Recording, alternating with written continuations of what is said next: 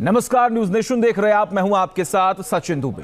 रूस और यूक्रेन के बीच लगभग 3 साल से चल रही जंग के चलते यूरोप बारूद की बारिश में झुलस रहा है।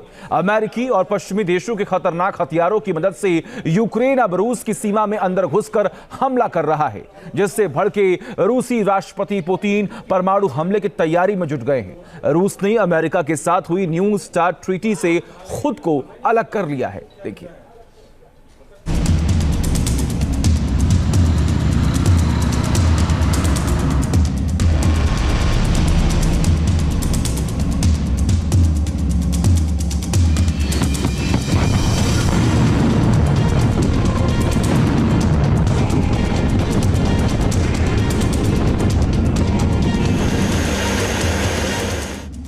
अपनी जमीन पर कब्जे से बौखलाए हुए हैं पुतिन।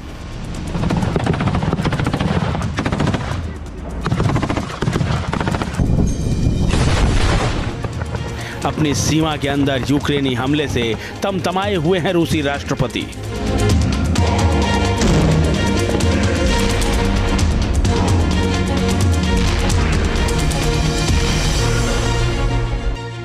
पश्चिमी देशों के हथियारों से हो रहे हमलों ने चढ़ा रखा है पुतिन का पारा।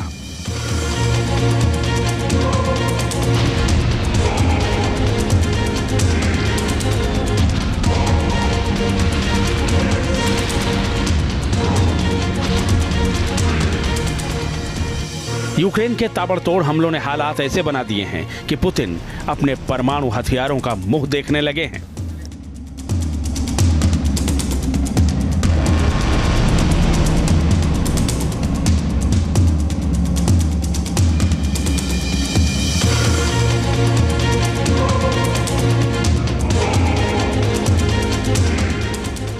पुतिन का सब्र अब दे रहा है जवाब।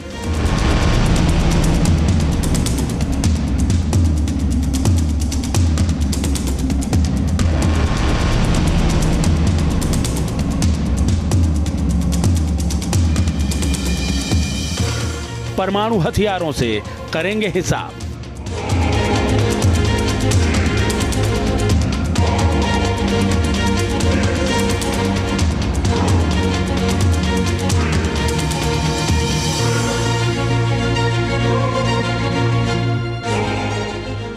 यूक्रेन को लगातार मिल रही पश्चिमी देशों की मदद से भड़के पुतिन कई बार परमाणु हथियारों के इस्तेमाल की धमकी दे चुके हैं।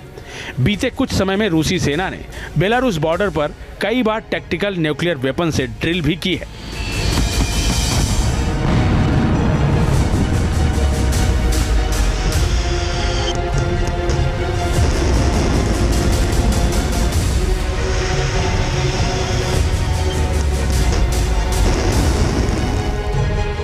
जो इस बात का संकेत माना जा रहा है कि पुतिन परमाणु हथियारों के इस्तेमाल की बात सिर्फ कह नहीं रहे हैं, बल्कि उसकी तैयारी में भी जुटे हैं।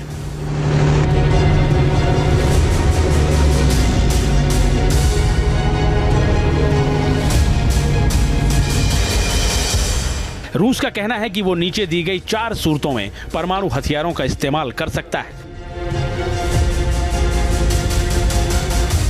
रूस या उसके सहयोगियों पर बैलिस्टिक मिसाइल से हमला हो, रूस या उसके सहयोगियों पर परमाणु हमला हो, रूस की ऐसी मिलिट्री और सरकारी जगह पर हमला हो जिससे उसकी परमाणु क्षमता को खतरा पैदा हो, रूस के खिलाफ आम हथियारों से ऐसा हमला कि राज्य का अस्तित्व ही खतरे में पड़ जाए। बीते कुछ वक्त में यूक्रेन ने अमेरिका और ब्रिटेन से मिली बैलिस्टिक मिसाइलों का इस्तेमाल रूस के खिलाफ किया है।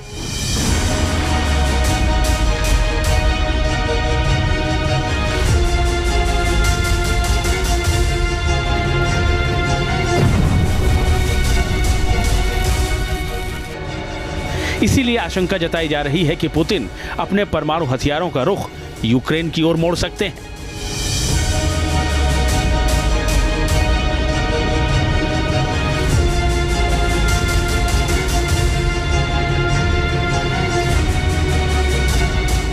रूस कभी भी यूक्रेन पे परमाणु हथियार का इस्तेमाल नहीं करेगा, क्योंकि अमेरिका और नाटो पहले ही रूस को कह चुके हैं कि यदि रूस ने यूक्रेन पे परमाणु हमला किया तो अमेरिका और नाटो भी रूस पे परमाणु हमला करेंगे।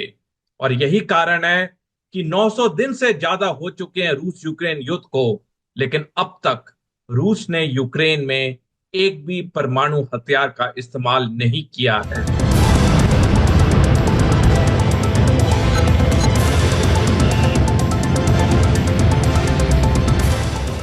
दुनिया में परमाणु हथियारों का 90% जखीरा अमेरिका और रूस के पास ही है। 2010 में अमेरिका और रूस ने एक संधि पर हस्ताक्षर किए थे जिसका नाम है न्यू स्टार्ट ट्रीटी। इस संधि के तहत यह निर्धारित किया गया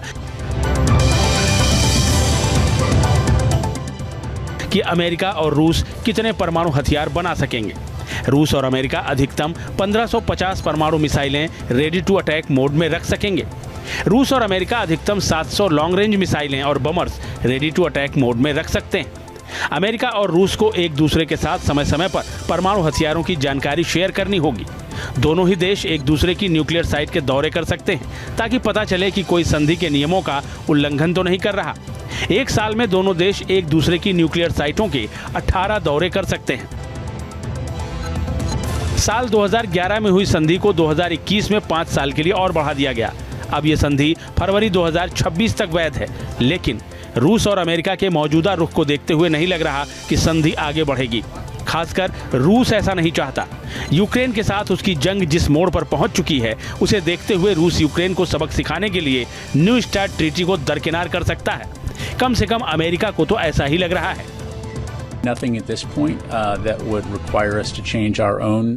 यह पहली बार नहीं है जब हमने परमाणु हथियारों को लेकर इस तरह की लापरवाही भरा बयान सुना है। निसंदेह इस तरह की क्षमता वाले देश को ऐसा रवैया गैर जिम्मेदाराना है।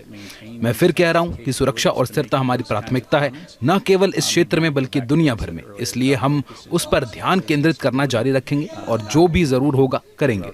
And so we'll continue to stay focused on that. Ukraine से युद्ध के बाद रूस को लगता है कि उसे अपने परमाणु हथियारों की खेप को और बढ़ाने की जरूरत है। न्यू स्टार्ट ट्रीटी के चलते इस काम में रुकावट आ रही है। उधर अमेरिका इस युद्ध में खुलकर यूक्रेन के साथ है और उसे हथियार मुहैया करा रहा है।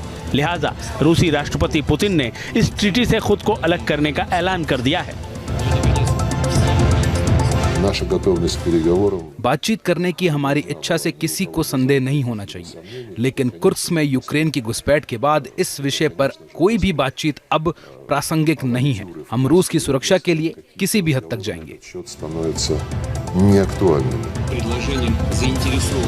कुछ खुफिया रिपोर्ट में अमेरिकी अधिकारियों ने माना है कि रूस नए परमाणु हथियार बनाने की तैयारी में लगा है। वहीं अमेरिका भी इस तैयारी में है कि परमाणु जंग छिड़ने की सूरत में उसे भी इस स्थिति में होना चाहिए कि वो तुरंत रूस को जवाब दे सके। रूस और अमेरिका के इस रुख ने न्यू स्टार्ट ट्रीटी को कमजोर कर दिया है, जिससे यूरोप पर न्यूक्लियर वॉर का साया मंडराता साफ साफ नजर आ रहा है। यूरोप में परमाणु युद्ध होना बहुत मुश्किल है, क्योंकि रूस, नाटो और अमेरिका तीनों के पास परमाणु हथियार हैं और तीनों वापसी जवाब दे सकते हैं यदि किसी ने भी परमाणु हमला किया एक दूसरे के ऊपर। यूक्रेन से युद्ध के दौरान रूस कई बार परमाणु हथियारों के इस्तेमाल की धमकी दे चुका है। न्यू स्टार्ट ट्रीटी से खुद को अलग करने का रूस का ऐलान इसी धमकी से जोड़कर देखा जा रहा है। हालांकि कहा यह भी जा रहा है कि रूस का यह ऐलान अमेरिका पर दबाव की एक रणनीति भी हो सकती है। पुतिन बाइडेन को यह दिखाना चाहते हैं कि वो क्या क्या कर सकते हैं।